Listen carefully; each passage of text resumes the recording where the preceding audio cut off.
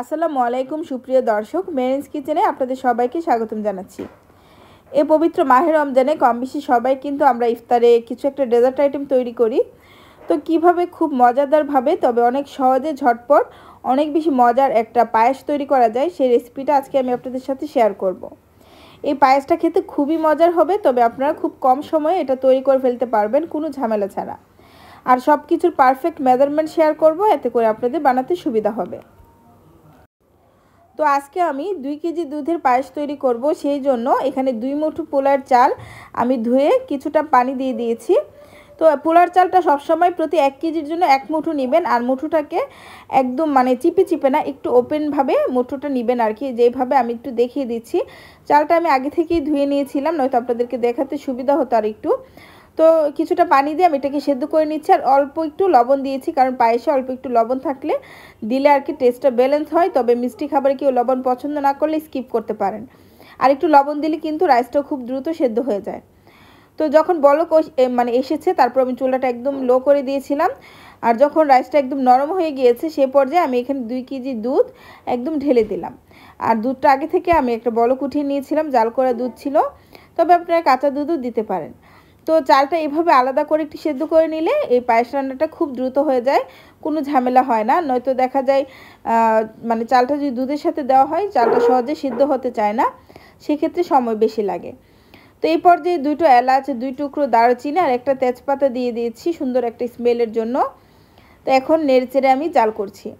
তো এখন আমি দুধটা মোটামুটি 3 ভাগের 1 ভাগ শুকিয়ে যাওয়া পর্যন্ত আমি এটাকে জাল করব। আর যে রাইসটা সেদ্ধ হয়েছে তারপর কিন্তু দুধে দেওয়ার পর এটা এরকম আস্তে আস্তে থাকবে, এটাকেও একটু পর একটু ভেঙে দিতে হবে। তো এই তো বলক চলে এসেছে, তারপর এখন আমি এটাকে আরও কিছুক্ষণ কুক করব।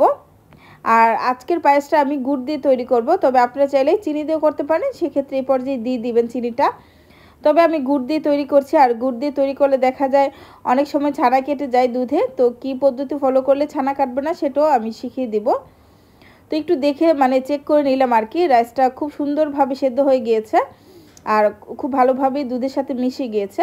তো এই পর্যায়ে আমি এখন যে গরম মশলাগুলো দিয়েছিলাম সেটাকে উঠিয়ে নিচ্ছি, কারণ গরম মশলার যতটুকু স্মেল আসা দরকার ছিল পায়েসে অলরেডি চলে এসেছে। তাই এই পর্যায়ে অবশ্যই গরম মশলাগুলোকে উঠিয়ে ফেলে দিবেন, না হয় দেখা যায় সার্ভ করার সময় এটা চলে আসে। তো এখন একটা ডাল ঘুটনি দিয়ে হালকা একটু ঘুটিয়ে নিচ্ছি, এতে করে যে পোলার চালগুলা সেটা একটু আধা ভাঙ্গা টাইপের হবে, এরকম পায়েসটা দেখতে এবং খেতেও ভালো লাগবে। তো এই জন্য আর কি খুব অল্প একটুই আসলে করেছি।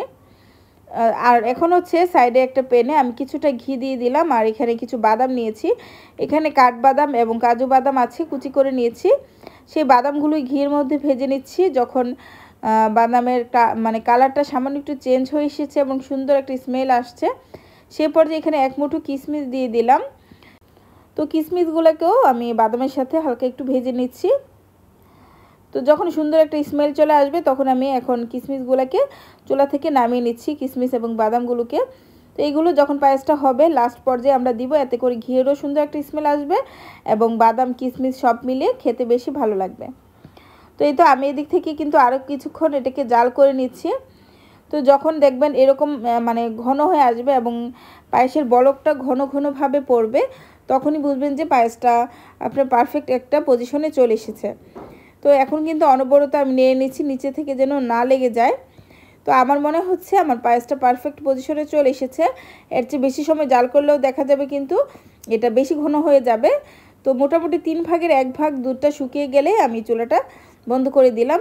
তো এই পর্যায়ে আমি যেহেতু বলেছি খেজুরের গুড় বা যে কোনো গুড় দিলে দুধটা অনেক সময় ফেটে যায়, তাই চুলাটা বন্ধ করে দুধটা যে পায়েসটাকে একটু হালকা ঠান্ডা করে নেবেন। ঠান্ডা বলতে একদম ধোঁয়া ওঠা, গরমটা কেটে যাবে, গরম থাকবে তবে ধোঁয়া ধোঁয়া গরমটা কেটে যাবে। সে পর্যায়ে এখানে আমি দিয়ে দিব গুড়, আর গুড়টাকেও আগে থেকে আমি জাল করে শিরা করে নিয়েছিলাম সামান্য একটু পানি দিয়ে। তারপর ঠান্ডা করে এখন আমি এখানে অ্যাড করছি। এখানে আমি 3/4 কাপের মতো গুড় নিয়েছি, সেখান থেকে অল্প একটু রেখে দিলাম, দিয়ে আমি মিক্স করে মিষ্টির যে টেস্টটা সেটা বুঝে আর একটু অ্যাড করব। তো দিয়ে প্রথমে আমি একটু নেড়ে চেড়ে নিচ্ছি। তারপর আমার কাছে মনে হয়েছে যে আরও কিছুটা লাগবে, তো আমি এখানে আরও কিছুটা দিয়ে দিয়েছি। আর মিষ্টিটা অবশ্যই আপনাদের পরিমাণ মতো দিবেন। এখানে আমি মোটামুটি 3/4 কাপ বা তার চেয়ে একটু কম পরিমাণে দিয়েছি। এতে করে একটা পারফেক্ট মিষ্টি হয়েছে। তো গুড় দেওয়ার পর একটু নেড়েচেড়ে নিলে যখন দেখবেন গুড়টা ভালো করে মিশে গিয়েছে তখন চুলাটা আবার অন করে দিবেন। তো অন করে আরও কিছুক্ষণ জাল করতে হবে যেন এটার মধ্যে বলক চলে আসে। আর এই পর্যায়ে আমি এখানে আগে থেকে ভেজে রাখা বাদাম এবং কিশমিশগুলো দিয়ে দিচ্ছি। আর এগুলো দেওয়ার পর এখন খুব বেশি সময়ের জাল করার দরকার নেই, খুব ভালোভাবে 1-2টা বলক চলে আসলে আমি চুলাটা বন্ধ করে দিব, আমার পায়েস হয়ে যাবে। তো এইভাবে কিন্তু পায়েসটা তৈরি করলে খুব বেশি সময় লাগে না, ঝটপট মাত্র 15 থেকে 20 মিনিটের মধ্যে আপনারা পায়েসটা তৈরি করতে পারবেন আর খুবই মজার একটা পায়েস হবে। তো ফ্রেন্ডস, আমার পায়েসটা কিন্তু হয়ে গিয়েছে। তো ভালো করে একটা বলক চলে আসলে আমি এখন চুলাটা বন্ধ করে দিব। তো এইভাবে করে এই পবিত্র মাহে রমজানের পায়েসটা একবার বাসায় তৈরি করে দেখবেন, আশা করব সবার কাছেই ভীষণ ভালো লাগবে আর আপনার নিজের কাছেও খুব ভালো লাগবে, ঝামেলাও খুব একটা বেশি পোহাতে হবে না, খুব সহজেই অনেক বেশি মজার এই পায়েস তৈরি করতে পারবেন। আর আমি খুব সহজভাবে তৈরি করে দেখালাম, তাই এখানে কোনো গুঁড়া দুধ দিলাম না, যেহেতু গুঁড়া দুধ সবসময় বাসায় থাকে না। তো এরপর যে একটু ঘি দিয়ে দিলাম, ঘিটাও অপশনাল, থাকলে দিবেন, না থাকলে দেওয়ার দরকার নেই, তবে ঘি দিলে পায়েসের টেস্ট বেড়ে যায়। আর তার সাথে সাথে গুঁড়া দুধ থাকলে গুঁড়া দুধ 1/2 কাপ পরিমাণ দিয়ে নেবেন। তবে যেহেতু সবসময় সবার বাসায় গুঁড়া দুধটা থাকে না, তো গুঁড়া দুধ ছাড়াই আমি খুব মজাদারভাবে পায়েসটা তৈরি করে দেখিয়েছি।